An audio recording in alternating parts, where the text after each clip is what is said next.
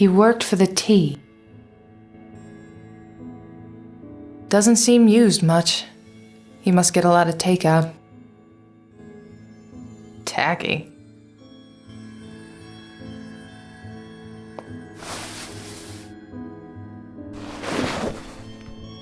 Found something? Maybe. Let me get down there for you. Always the gentleman.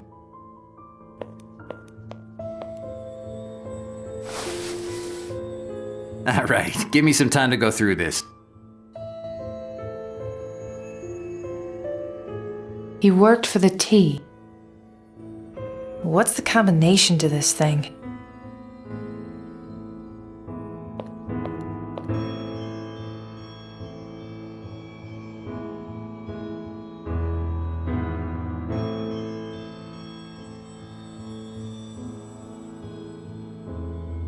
These look like pieces of the same picture. Who is this person?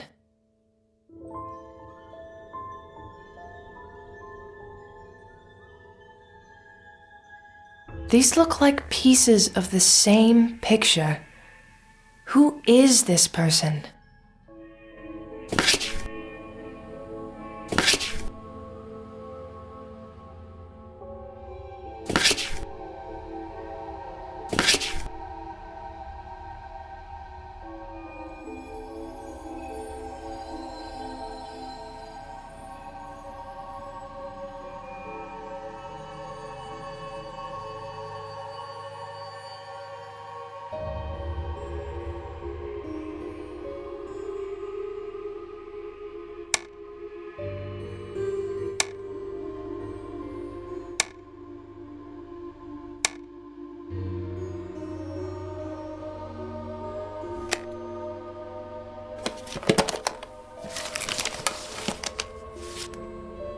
What is all that?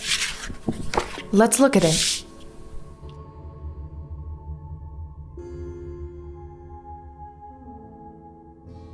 This file has info on 3 different women, all from Memphis.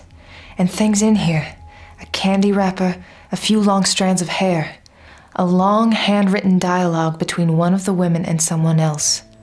The women's names are Carolyn Palmer, Mega Martha, and Beth Williams. This is our guy, Longmore. So he's kept a file on himself? Let's see. Looks like he worked in public transportation in New York and Memphis. He was charting his weight every few days. He has a detailed account list of all the movies he's seen this year, and women he noticed while in the theater.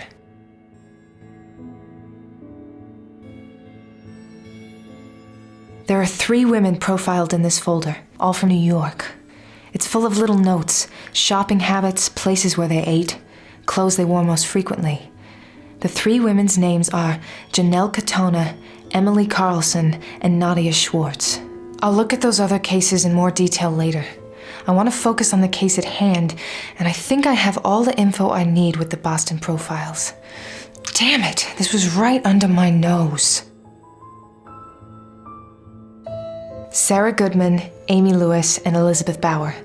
I know Sarah and Amy, so does that mean that Elizabeth was already... Ugh, damn it! She was before Sarah. There are notes in here on them, tons of details. Today I brushed up so close I was able to smell her. What? What is this?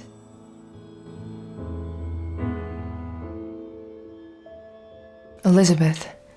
It looks like Longmore had a pretty detailed fantasy life with you. Lots of notes on it. He knew where you lived, too. 730 Joy Street.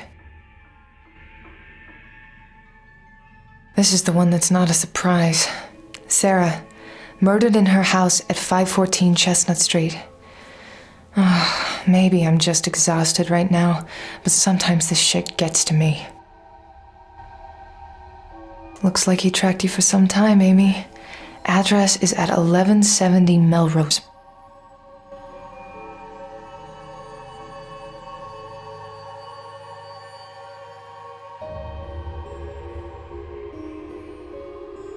Sully, call someone in the department and find more on these women.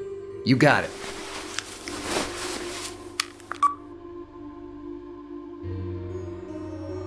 Hey, Martin. Yeah, I need you to look a few things over for me. Yeah, I have a couple of names for you. Yeah. Uh-huh. Right, okay, the first one. Okay, we got some info here. These women were all suicides, except for Emily Carlson in New York. They never caught the killer, but it was an obvious murder. The third woman in New York, Nadia Schwartz, hasn't been reported as missing or dead.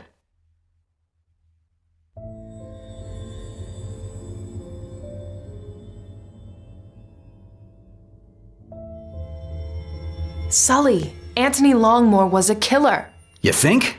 What's our evidence?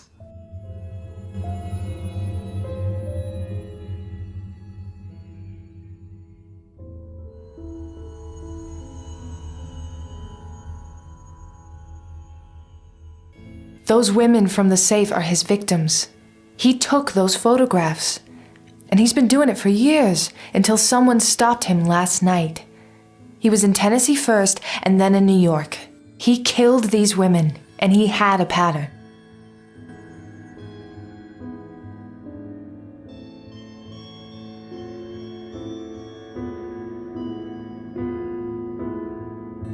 He kills in groups of 3. How do you know? 2 reasons.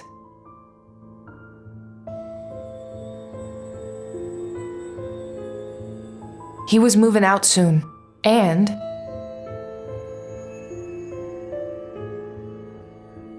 he's killed 3 victims in every state except for New York. Look at the boxes. You mentioned the landlord said he was moving out. He was done here, ready to go on to the next city. He killed in 3s all the time. But what happened in New York? Why is Nadia Schwartz still alive?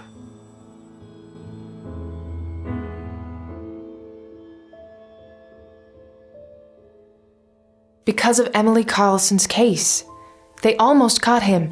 He fled New York before his work was done there, and he could never get to Nadia Schwartz. It's clear, even the way he met his victims. How?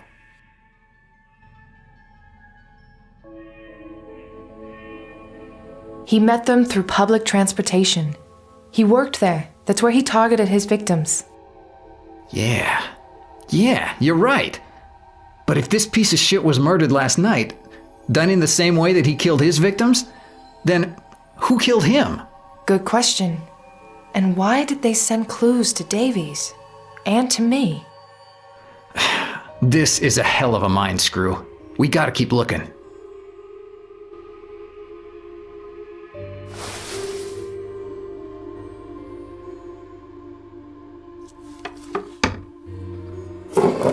It's a bunch of tools.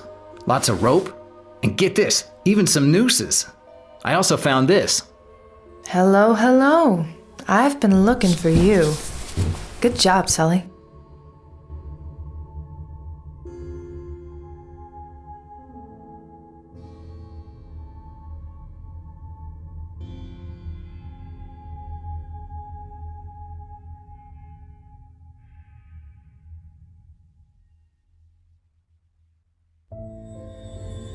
There has to be something here.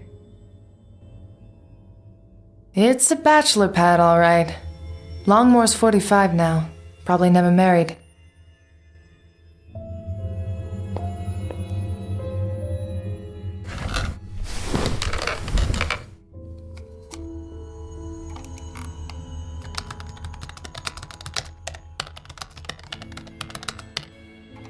Fingerprint bypass.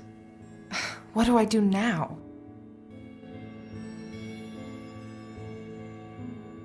It's a fingerprint reader. It's a memory card reader. That's a pretty strange model. Those 2 don't work together.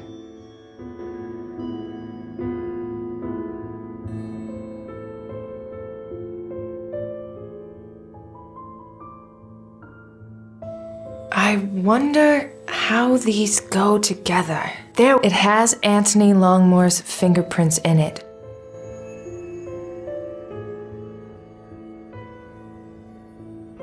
Okay, let's try this.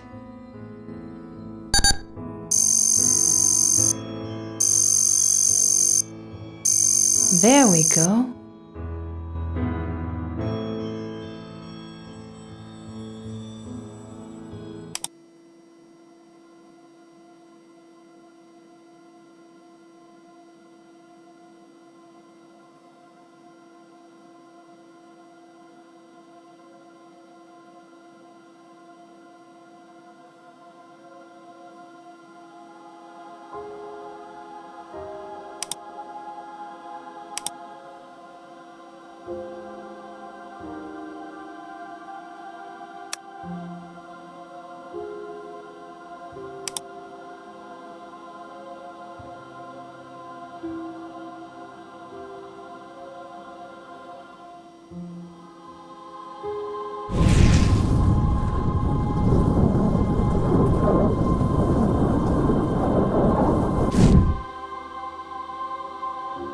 Who the hell is sending me these?